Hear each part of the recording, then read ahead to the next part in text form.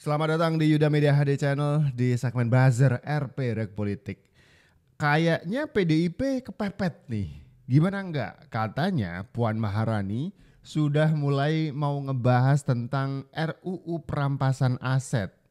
Sejak beberapa tahun terakhir kan sudah didorong sama Presiden Jokowi untuk segera disahkan DPR. Dan DPR sepertinya ogah-ogahan. Kenapa tiba-tiba akhir-akhir ini jadi pengen ngebahas gitu? Apakah karena tekanan dari berbagai pihak terus kemudian ini dibahas karena terpaksa? Jangan dong, jangan terpaksa. Mbak Puan Maharani belum lama ini menegaskan bakal segera mengagendakan pembahasan rancangan undang-undang perampasan aset. Badala ini. Nah, pernyataan ini tentu sangat mengejutkan, mengagetkan, dan bisa jadi pukulan berat bagi para koruptor. Yang penting, yang paling disorot yakni akankah usulan ini bakal direspon positif oleh partai-partai lain yang mereka sing melakukan korupsi. Hantam dirinya sendiri. Ini ya mungkin ada rasa takut lah, ada rasa ragu-ragu. Jangan-jangan nanti mengenai dia sendiri. Senjata makan tuan itu bisa juga tuh. Nah, mengapa RUU ini penting? Sangat penting bahkan. Karena bakal jadi momok menakutkan, utamanya bagi pelaku-pelaku tindak pidana korupsi, suap dan sebagainya. Nah, pernyataan Ketua DPR ini, Mbak Puan ini, jelas bentuk pengembalian komitmen PDIP, di mana Mbak Puan sebagai kader PDIP sudah ada niat baik dari Mbak Puan. Ya mesti kita dukung bareng-bareng, ayo masyarakat, elemen-elemen lembaga-lembaga, apalagi yang anti korupsi, lembaga-lembaga anti korupsi, ayo kita dorong. Mau sampai kapan negara ini semua kekayaannya dirampok oleh para koruptor-koruptor? Nah ya bagus dong, bagus karena Jokowi itu bahkan menyurati DPR dengan kalimat urgent atau mungkin mendesak gitu ya. Dalam arti dalam surat ini Joko Widodo menyurati Dewan Perwakilan Rakyat untuk segera membahas rancangan undang-undang perampasan aset. Dengan harapan undang-undang ini segera disahkan dan bisa dipakai oleh penegak hukum untuk mengejar atau menghajar para koruptor kan begitu. Nah justru bukan titik mulianya itu di Puan Maharani. Saya kira bukan begitu. Kemudian kalau dinarasikan ini akan menjadi sesuatu yang menakutkan bagi para koruptor, iya. Cuman ketika pertanyaannya adalah ini tergantung juga partai lain, apakah mereka akan berani? Bukan itu juga, apakah PDIP juga berani gitu. Puan Maharani sebagai Ketua DPR itu tentu saja sudah mendapatkan rekomendasi atau surat dari Jokowi ini untuk segera mengesahkan RUU perampasan aset. Pertanyaannya kenapa molor gitu? Apakah Puan Maharani selama ini atau mungkin politisi-politisi PDIP yang jadi dewan itu tidak cukup keberanian untuk membahas RUU perampasan aset ini? Kan gitu juga. Bukan cuman partai-partai lain, PDIP juga kena.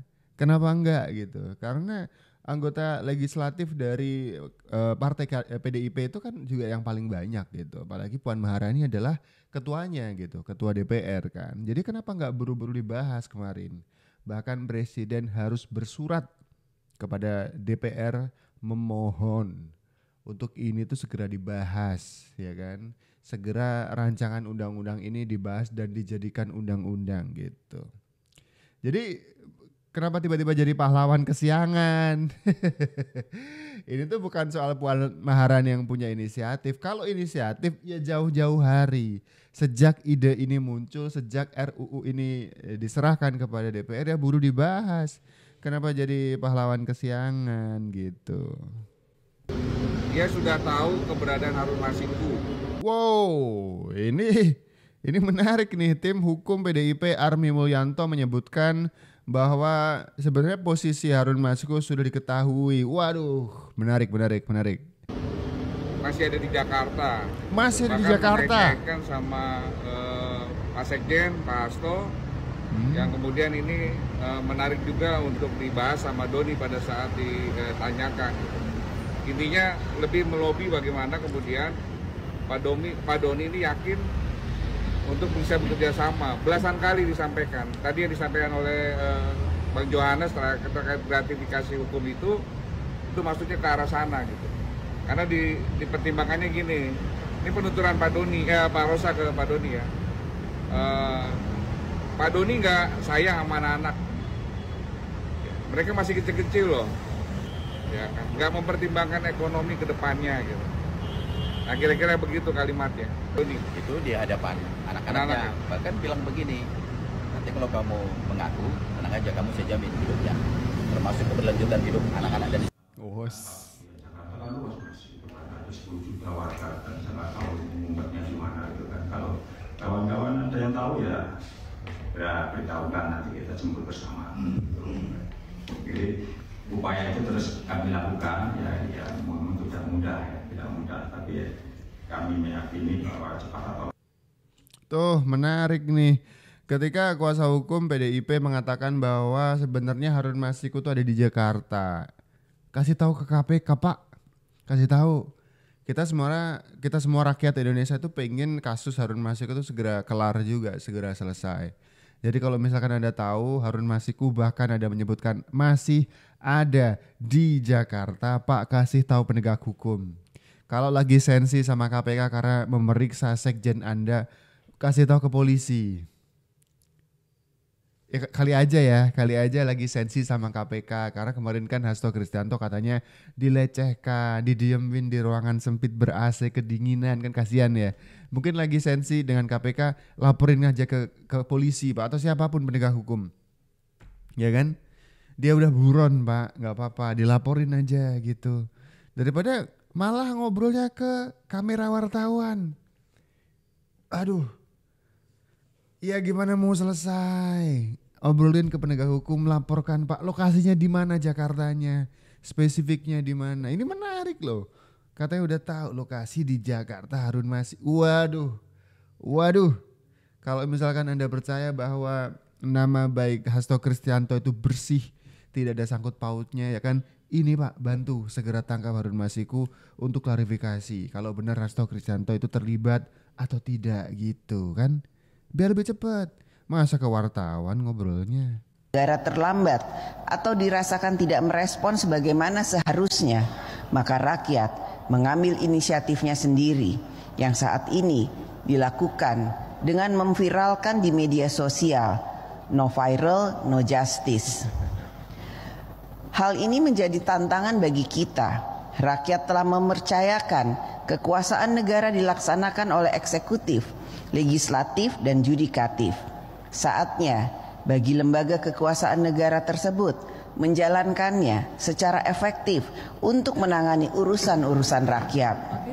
DPR RI memiliki komitmen yang tinggi untuk dapat memenuhi harapan rakyat. Melalui fungsi-fungsi DPR RI akan terus berupaya dapat mewujudkan kehidupan rakyat yang semakin baik, semakin maju, semakin sejahtera, dan semakin mudah. Marilah kita. Tuh, ada kritik dari Puan Maharani bahwa negara itu lambat, no viral, no justice. Ini ada benernya juga. Kemarin kayak kasusnya Peggy atau siapa lagi kasusnya yang lain yang harus viral dulu sebelum kepolisian atau penegak hukum tuh ngerespon laporan atau kegelisahan masyarakat. Ini masukan, Pak, ya, buat para bapak penegak hukum. Jangan nunggu viral dulu, Pak, karena kan segala bentuk kejahatan baik itu kecil atau besar, baik itu viral atau tidak, itu tetap suatu tindak kejahatan, tindakan kriminal. Masyarakat tuh merasa tidak nyaman dan tidak tentram hidupnya ketika tindakan-tindakan kejahatan itu tidak mendapatkan penindakan dari penegak hukum. Masa harus nunggu viral dulu? Ini ada masuknya. Kali ini saya sepakat dengan Puan Maharani. Tapi ada beberapa kritik nih dari netizen. Ken Arok terlambat katanya. Padahal dia ketua DPR 10 tahun. Oh ini boleh. Ada juga, Anda kan ketua DPR, Anda perwakilan rakyat, apa yang Anda lakukan? Kalau DPR tuh fungsinya legislasi mungkin ya. Jadi tentang pembahasan undang-undang. Terus kemudian mencecar menteri. yang lagi kena masalah, ya kan, dihabisin itu di meja sidang DPR. Ada juga komentar, sampean selama ini ngapain aja Mbak? Selama jadi wakil rakyat cuman ngantor aja tapi tidak pernah melihat rakyat. Waduh, ini komentarnya tajam banget nih, Trevstor. Sahidin, coba polisi di training sama Satpam BCA. Waduh, biar ramah, responsif dan sigap melayani masyarakat. Wah, setuju saya, setuju.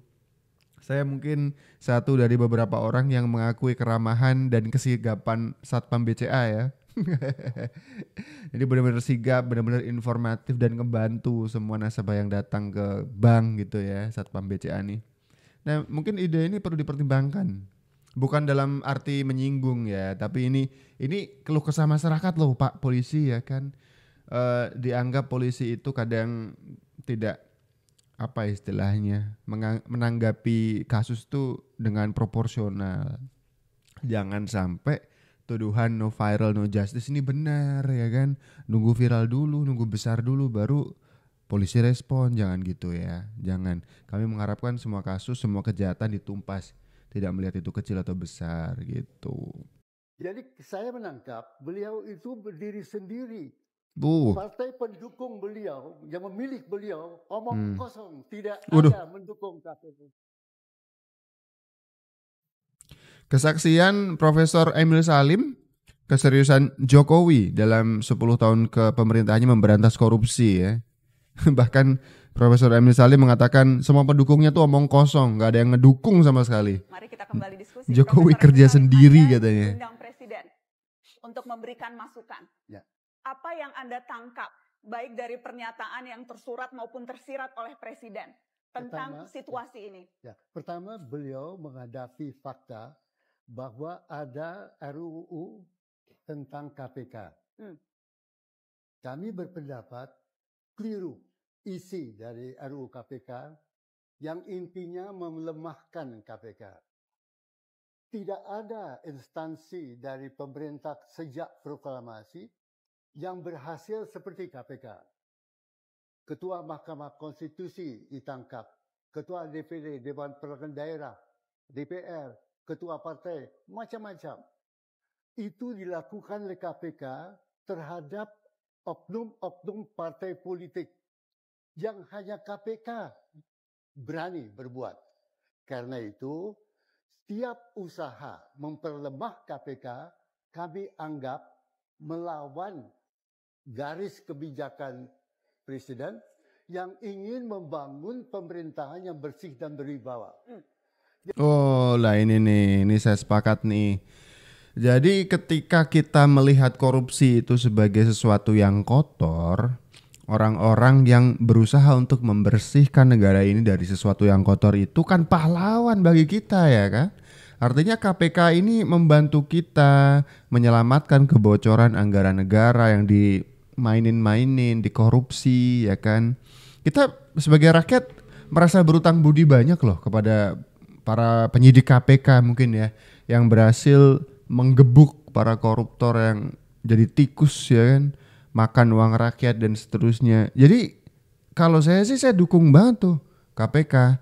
Karena orang-orang yang mencoba untuk melemahkan KPK itu orang-orang yang memang tidak suka bangsa ini jadi besar, jadi makmur. Kan begitu ya kan? Tuh, apa kabar Ibu Megawati yang kemarin nantangin orang KPK ya kan? Karena sekjennya itu diperiksa. Kok jadi kontraproduktif ya? Kok jadi nggak suka KPK kerja? Gimana Ibu Megawati? Megawati menyindir Ketua Umum PDI Perjuangan KPK, Megawati Soekarno Putri menantang AKBP penyidik Rosa yang menangani kasus Harun Masiku untuk menghadap dirinya. Diketahui penyidik tersebut bernama AKBP Rosa Purbabekti yang disebut Mega telah memanggil Sekjen PDIP Hasto Kristianto untuk diperiksa terkait kasus Harun Masiku. Tantangan itu berawal saat Mega menyinggung pemanggilan Hasto oleh penyidik KPK. Kala itu Mega meminta Hasto untuk berani menanyakan nama penyidik tersebut yang akhirnya diketahui bernama Rosa. Lo berani datang nggak? Toh, masa kalah sama aku? Aku aja datang sampai 3 kali lo toh. Udah, yo datang lo ini Bu. Terus apa sih sing manggil kamu?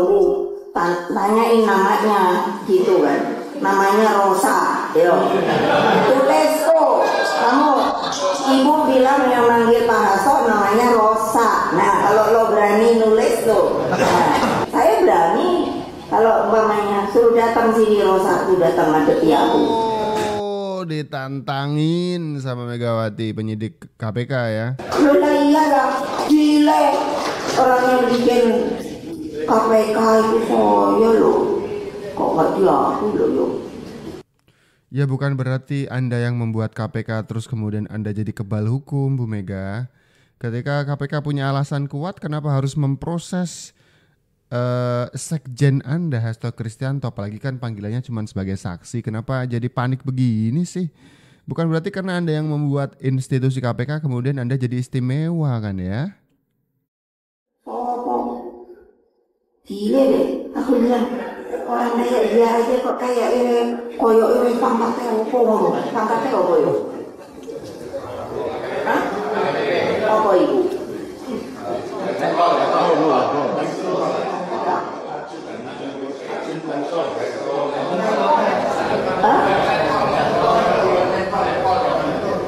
Lekol. Lo baru lekol aja belum jenderal lo. Oh, baru letkol aja lo belum jenderal. Aduh. Ini gimana sih? Ditonton rakyat banyak lo Bu Megawati. Bagaimana Anda merendahkan seorang pangkat dari seorang penyidik KPK. Baru letkol aja lo belum jenderal. Apakah semua penyidik dari KPK harus berpangkat jenderal untuk bisa bekerja, untuk bisa kemudian memeriksa sekjen Hasto Kristianto? Baru boleh diperiksa Bu. Apakah mereka harus jenderal dulu? Aduh, gimana sih?